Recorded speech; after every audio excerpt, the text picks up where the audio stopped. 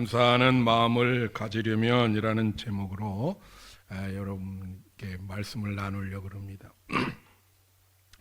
2025년 추수감사절을 맞이해서 감사의 은혜, 하늘의 복이 우리 한빛의 성도들에게 넘치기를 축원합니다. 어떤 분들은 말해요, 1년 감사를 이 추수감사절에 이렇게 몰아서 하는 분들이 있거든요. 근데 저는 그것은 아니라고 봐요. 왜냐하면 우리는 매일매일의 신앙생활이 감사생활이 돼야 될 줄로 믿습니다. 왜냐하면 우리 신앙의 본질에 감사가 있기 때문에 그래요. 신앙의 본질은 감사합니다. 감사생활을 하신다면 여러분 신앙이 성숙한 거예요. 늘 감사하면서 신앙생활 하시기를 축원합니다.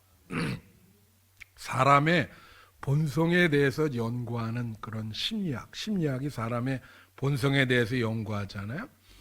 행복 심리학이라는 게 있어요. 어떻게 행복할까, 그렇죠? 근데 최근에는 감사 심리학이라는 게 있습니다. 사람들이 감사할 때 어떤 현상이 일어나는가. 근데 그 중에 사람의 본성을 연구를 하면서 사람의 본성이 감사를 많이 할까, 원망과 불평을 많이 할까, 그걸 연구했거든요. 어떨 것 같습니까? 사람은 감사보다도 원망과 불평을 훨씬 많이 합니다.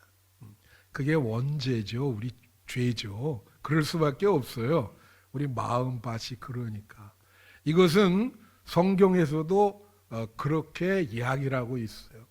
여러분 누가복음 17장에 보면은 예수님께서 10명의 납병 환자를 치료해 주시거든요. 납병은 나을 수가 없는 병이잖아요.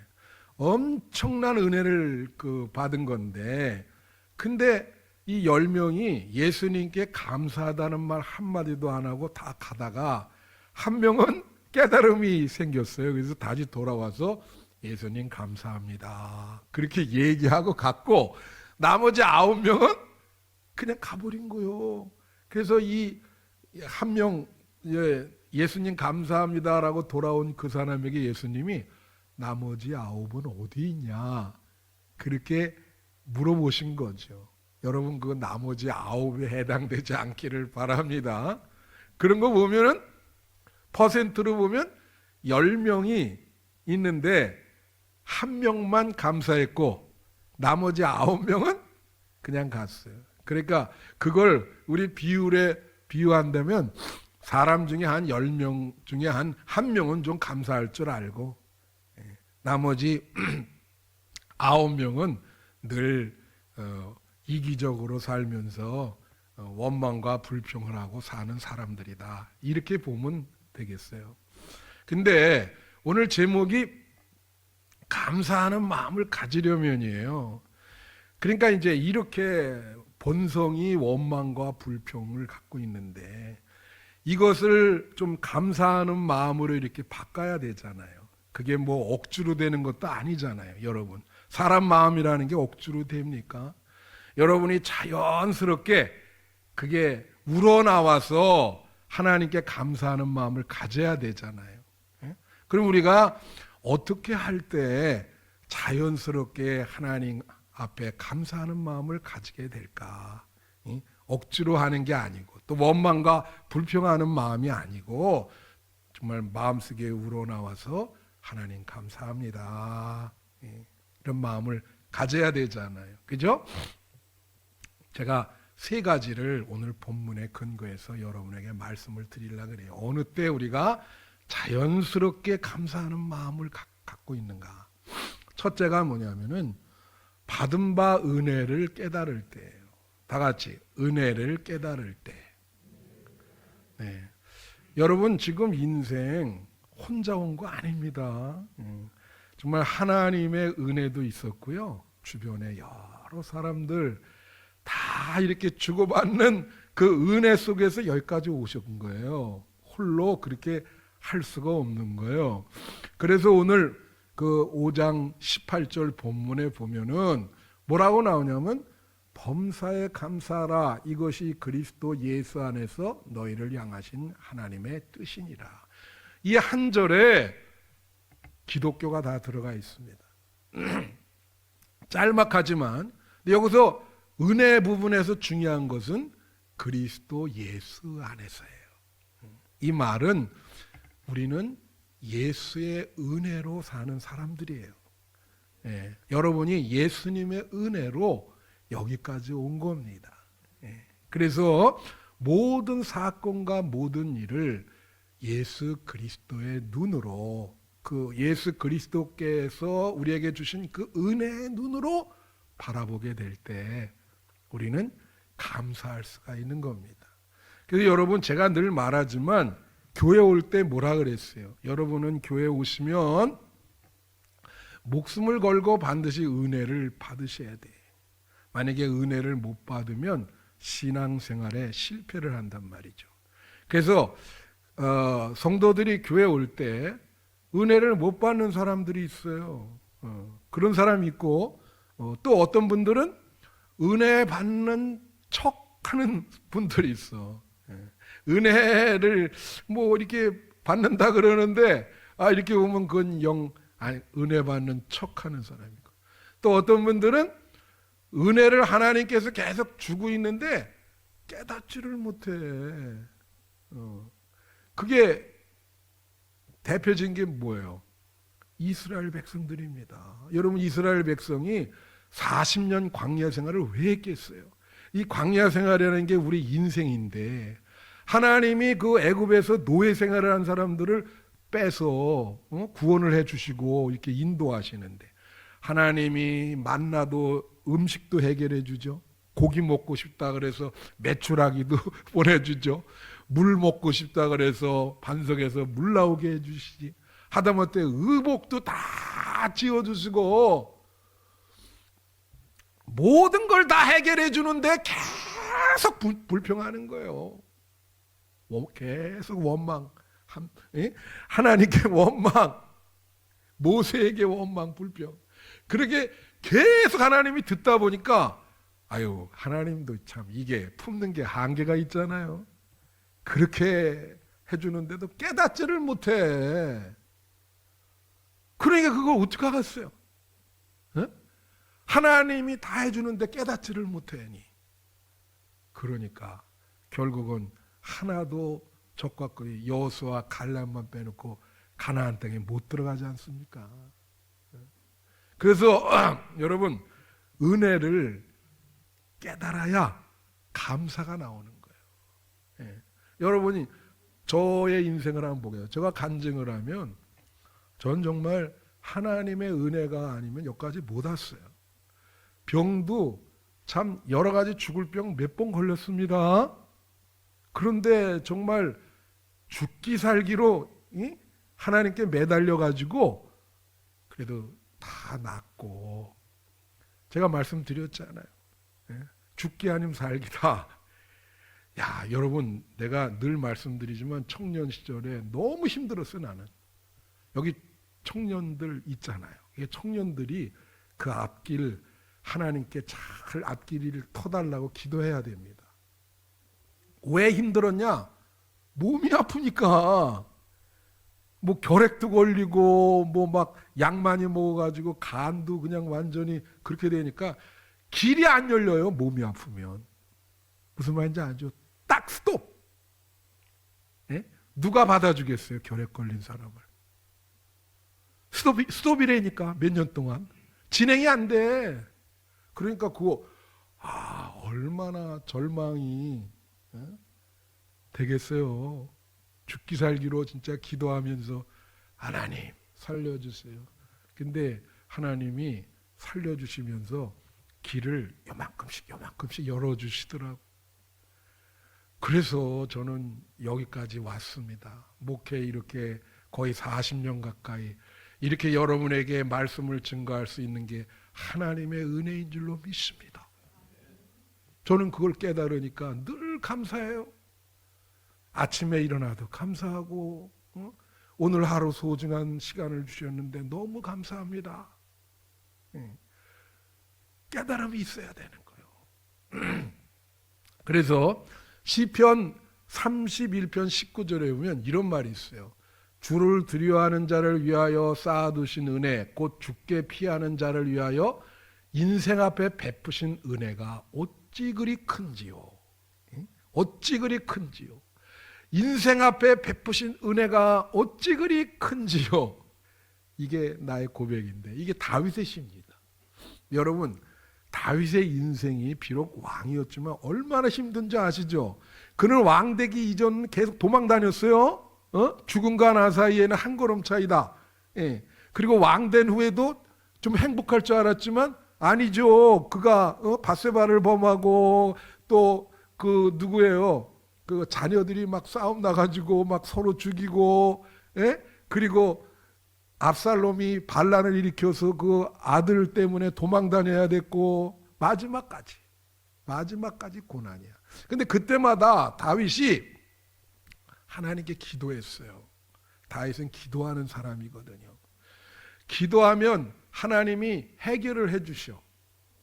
그래서 감사한 거예요. 그래, 다윗은 감사하고 또 기도하고 그의 생이 그렇기 때문에 마지막까지 하나님이 내가 제일 이보다 더 사랑하는 사람이 없다. 이 다윗, 너의 자손은 내가 어떻게든지 책임져 지고 네 자손을 통해서 인류 구원의 역사가 일어날 것이다. 예수님이 다윗의 자손이잖아요. 여기 보면 뭐라고 나오냐면 이렇게 나와요. 주를 두려워하고 주께 피하는 자를 위해서 은혜를 쌓아놓고 계시다. 이게 어려움 당하는 성도들을 위해서 하나님이 지금 은혜를 옆에 쌓아놓고 있는 거예요. 이게 차탄이라고 하는 히브리어인데 이 말의 뜻은 무슨 뜻이냐면 하나님이 비장한 마음으로 자기 자녀들이 어려움 당할 것을 생각해서 옆에 은혜를 지금 이렇게 두고 있는 거야. 그래서 이제 어려움 당하면 즉시로 은혜를 이제 투입을 하는 거죠. 할렐루야. 여러분 지금 어려움 당하시는 분 계십니까? 아픈 분들도 계시고 하나님이 지금 옆에 은혜를 쌓아두고 있어요. 그건 여러분에게 드릴 거예요. 믿으십니까? 믿는 분에게 하나님의 은혜, 하나님의 역사가 일어날 줄로 믿습니다. 여러분은 감사해야 되는 거예요. 어려울 때도 감사하세요. 깨닫는 마음으로 감사하면 하나님이 쌓아두신 은혜를 주실 줄로 믿습니다. 두 번째, 감사가 자연스럽게 일어나려면 두 번째예요. 비교의식을 갖지 말아야 돼요.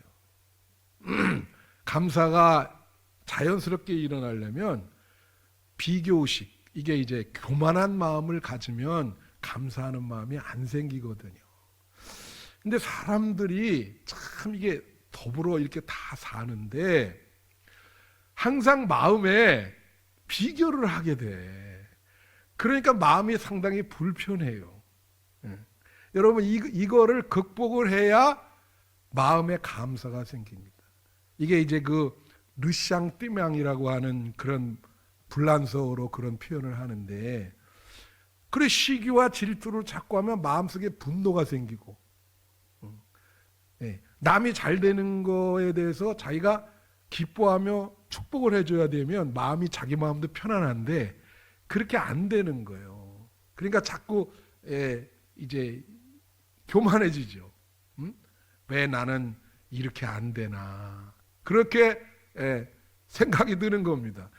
여러분 지난주에 창세기 43장 했잖아요. 그 43장 34절에 보면 이런 말이 있어요.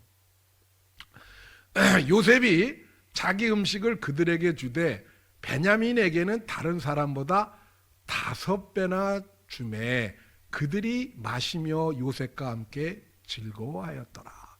요 귀절이 상당히 중요합니다. 여러분 요셉이 제가 지난번에 이성적인 신앙을 갖고 있었다 그렇게 얘기를 했잖아요. 그죠? 그래서 감정을 조절을 하고 어려운 일이 있더라도 믿음이 흔들리지 않았다.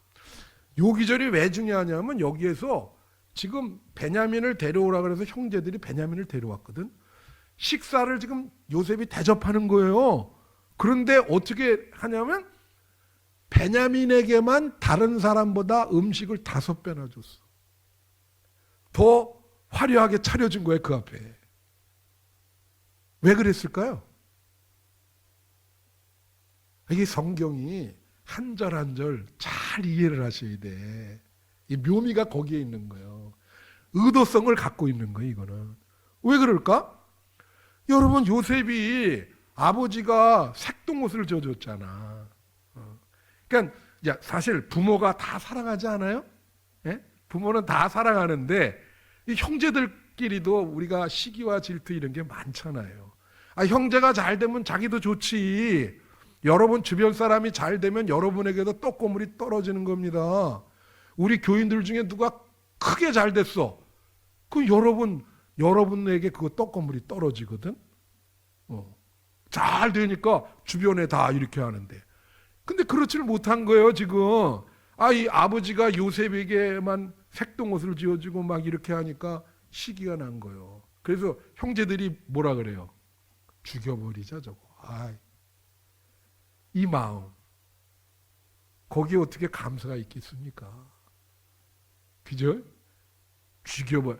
그래가지고 이제 그 유다 때문에 중지를 서가지고 팔리게 됐잖아. 자기가 피해자가 요셉이잖아요. 그러니까 이 요셉은 형제들이 그 시기와 질투, 비교하는 거기서 그 마음을 극복했는지 알고 싶은 거예요. 이제 세월이 많이 흘렀잖아요. 세상 풍사 다 경험했을 텐데 아직도 그런 미성숙한 믿음을 갖고 있는가?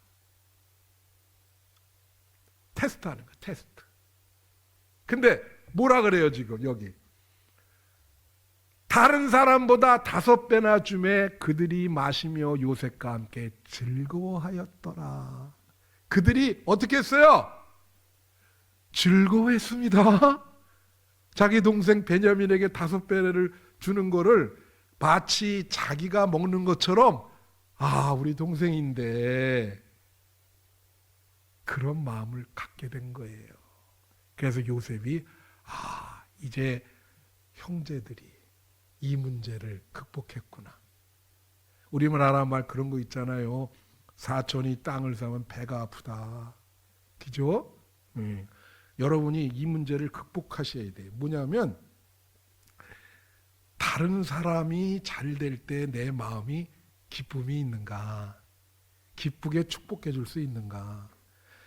중요한 거는 여러분 삶 그 자체예요. 오늘 본문 말씀 5장 18절 한번 비춰주세요. 여기 보면 범사에 감사하라 그랬어요. 범사. 범사라는 건 뭐냐면 어떤 형편에든지, 다 같이 따라하세요. 어떤 형편에든지 무슨 일을 당하더라도 모든 일에 그런 뜻을 다 갖고 있는 겁니다. 그러니까 내가 다른 사람 왜 신경 써요? 흔들리지 않으면 돼. 내 존재 자체, 이걸 존재론적인 감사라 그러거든요. 현재 내가 어떤 상황이 있든지 내가 참 생명이 충만하면서 감사합니다. 감사합니다.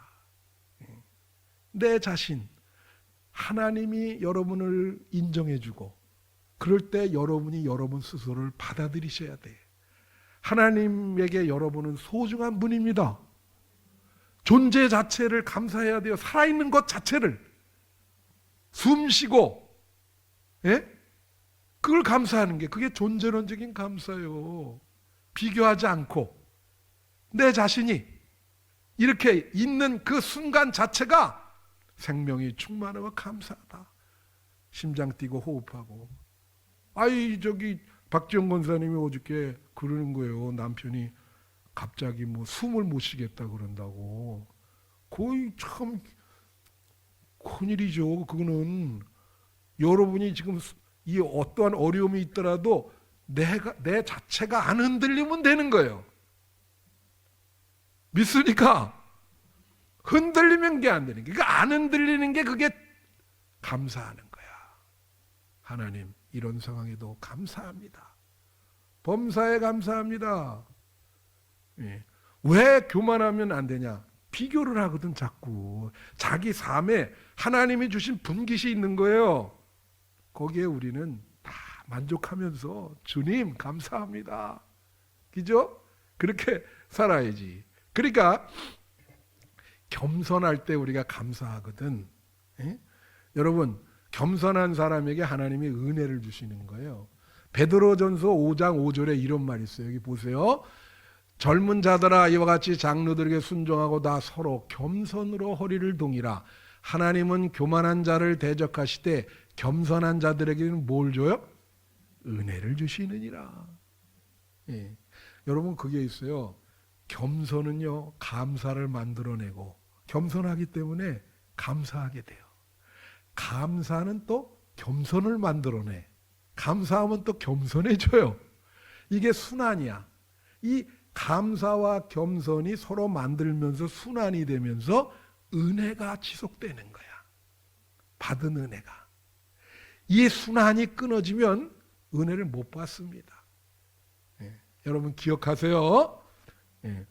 하나님께 그래요. 이 다른 사람도 잘 되기를 원합니다. 주변 일가 친척 예. 다 잘 되기를, 우리 성도들 다 잘 되기를 원합니다. 예. 그러면 감사하는 마음을 갖게 되는 거예요. 마지막 세 번째로, 시간의식을 가질 때, 다 같이 시간의식을 가질 때. 이게 무슨 말이냐?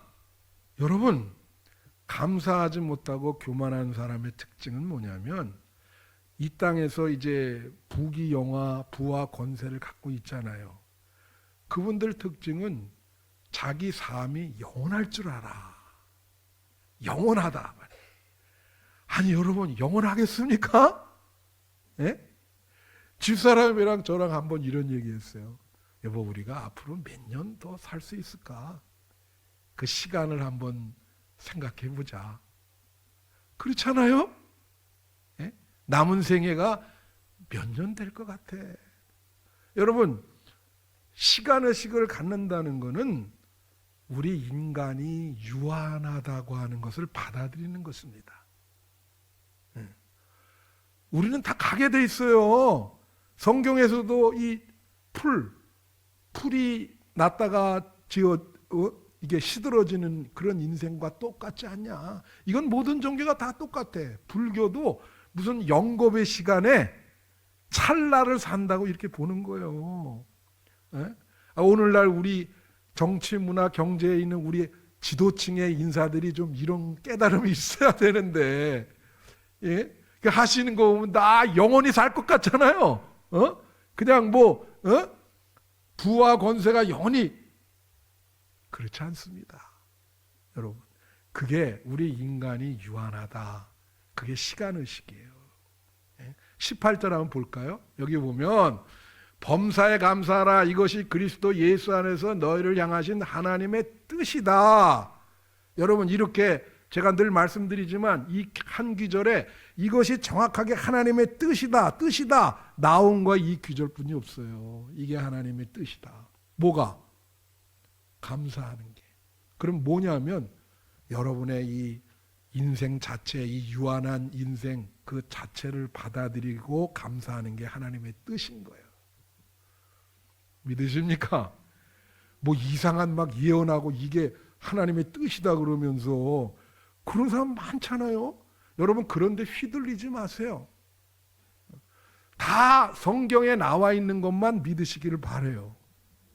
예, 거기 휘둘리면은 이상한 방향으로 갑니다. 뭐 이상한 협작꾼들 많아요. 뭐 홍수방구로 예언해 놓고 막 된다 그러면서 막 다 경험했잖아요, 여러분. 예? 뭐 누구라고는 얘기 안 하지만 뭐. 그래서 이 시간 의식은 뭐냐면 우리가 시간이 과거, 현재, 미래가 있는 거예요. 그렇죠? 우리 교회 말이에요. 시계가 4-5개 있었는데 있거든요. 근데 다 틀려요. 그래서 표준시가 필요한데 내가 그래서 맨날 힘들었는데 어떻게 이 백장로님이 내 마음을 어떻게 그렇게 아는지. 저 뒤에 보면 말이에요. 아, 예, 감사하네. 정말 밝게 11시 58분 딱 지금 이번 주부터 저게 생겼어. 그래서 내가 시작하고 끝나는데 상당히 도움이 되는 거야. 그동안 길어진 이유는 시계 때문에 그랬습니다. 그걸 아셔야 돼. 지금 2분 남았어요. 11시 58분. 시간이 그렇게 중요해요. 여러분, 시간이라는 거는 과거, 현재, 미래가 있어. 과거는 흘러갔습니다. 현재는 지금 진행 중이고, 미래는 우리 앞에 성큼성큼 다가오고 있어. 미래는, 궁극적 미래는 죽음이요. 죽음 이후에 우리는 천국을 믿는 거야. 그런데 과거에 집착하는 분이 있어요. 과거 때문에 늘 마음이 괴로운 분들이 있거든. 그런 분들에게 말씀드립니다. 과거를 하나님께 감사하세요. 여러분의 과거도 그게 뭐 좋은 일이든 나쁜 일이든 일단 과거는 갔어요. 그 여기까지 인도한 과거 하나님께 감사하세요. 그게 시간의식인 거예요. 예. 현재 여기 지금 여러분 건강하게 예배드리고 있잖아요. 현재를 감사하셔야 됩니다. 그리고 미래, 앞으로 올 미래, 기대가 있어. 하나님이 어떻게 역사할까? 궁극적으로 우리는 천국 가요. 미래를 기대하며 감사하는 거예요. 그게 시간의식인 거예요. 감사하지 모르는 사람은 이런 시간의식이 없어요. 과거, 현재, 미래라는 이 시간의식이 있어야 감사를 하는데 마치 무슨 자기가 영원히 살 것 같거든. 어떻게 감사를 합니까? 예. 그래서 이제 말씀을 마쳐요. 딱 12시가 됐습니다. 여러분, 감사는 여러분의 불편한 마음을 평안한 마음으로 바꿔줍니다. 그래서 우리 아까 장로님 기도한 것처럼 가끔 때로는 불안하고 긴장되고 분노가 있고 이럴 때 감사하세요. 감사는 능력이 있어요. 상황을 바꾸는 능력이 있는 거예요. 여러분이 지금 어려운 형편에 있습니까? 하루 종일 감사해 보세요. 어떤 분은 100번씩 감사했다는 분이 있어. 그래갖고 그 상황이 바뀌어졌다는 거예요. 이거 실제로 있었던 일입니다. 감사는 여러분의 상황과 형편을 바꿔줍니다. 해보세요. 그리고 감사는 자기가 속한 공동체를 바꿔줘요. 밝은 분위기로. 여러분 가정 감사해 보세요. 식구들이 다 가정 분위기가 어떻게 되나. 교회는 어떨까요? 교회도 감사합니다. 다 같이 감사합니다. 벌써 분위기가 확 달라지잖아요. 교회도 감사가 넘치면 천국이 되는 겁니다. 공동체가 그렇게 되는 겁니다. 우리 성도님들 늘 감사하시고 남은 생에 감사하셔서 하늘의 복을 많이 받으시길 바라요. 정말 기쁘고 남은 생에 건강하고 즐겁게 정말 서로 사랑을 나누면서 천국 갈 때까지 믿음으로 승리합시다. 할렐루야! 기도하겠습니다.